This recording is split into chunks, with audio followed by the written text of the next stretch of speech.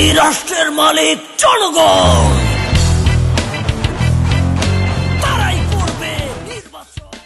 দর্শক, আমরা যে তৃতীয় প্রশ্নটা করেছিলাম তার কাছে, সেটা হচ্ছে আপনার আয়ের মূল উৎস কি, আপনার সম্পদের বিবরণ জনগণের কাছে উপস্থাপন করুন। চলুন দেখে আসি সেই প্রশ্নের উত্তরে উনি কি বললেন। আমি বলতে গেলে তেমন কোনো আয় করি না, আমি টিউশনই করাই।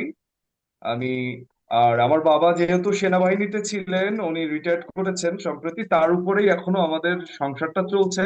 উনি আর কি আমাদের পরিবারের সমস্ত ভরণ পোষণ উনি চালাচ্ছেন, এবং আমি ছোটখাটো টিউশনি করে আর কি আমার নিজের ব্যয় মেটাই।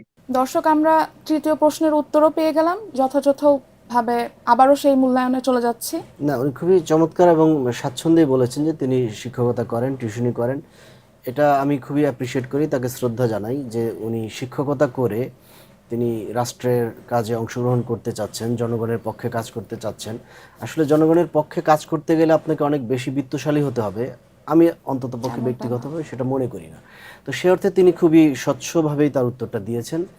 এবং একটু এখানে যেই জায়গাটা প্রশ্ন তৈরি করে, এটা শুধু তার উত্তরের জন্য নয়, মানে বাস্তবতার নিরিখে কিছু প্রশ্ন হয় যে আসলে বাংলাদেশে কিন্তু নির্বাচনী ব্যয় অনেক। আপনি জানেন যে একটা বাংলাদেশের নির্বাচন কমিশন যে পরিমাণ ব্যয় নির্ধারণ করে দেয়, সেটা থেকে বোঝা যায় যে বাংলাদেশের নির্বাচন হচ্ছে একটা ব্যয়বহুল প্রক্রিয়া। এখানে কর্মী বাহিনী পালা, ব্যানার, ফেস্টুন থেকে শুরু করে তার মানে এগুলো না হলে আসলে নির্বাচনের সেই প্রভাব বা সেই ইয়াগুলো যোগ হয় না, মাত্রাগুলো যোগ হয় না। এটা আমাদের প্রথাগত ধারণা।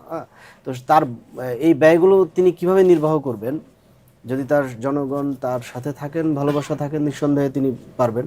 আর না হলে তার জন্য কিন্তু এই টিউশনের আয় দিয়ে নির্বাচন করা খুব কঠিন হয়ে যাবে। জি, আমরা একটা স্বচ্ছ উত্তর আশা করছিলাম। যাই হোক, আমরা পরবর্তী প্রশ্নে চলে যাচ্ছি। আপনাকে অনেক ধন্যবাদ এত সুন্দরভাবে বিশ্লেষণ করার জন্য।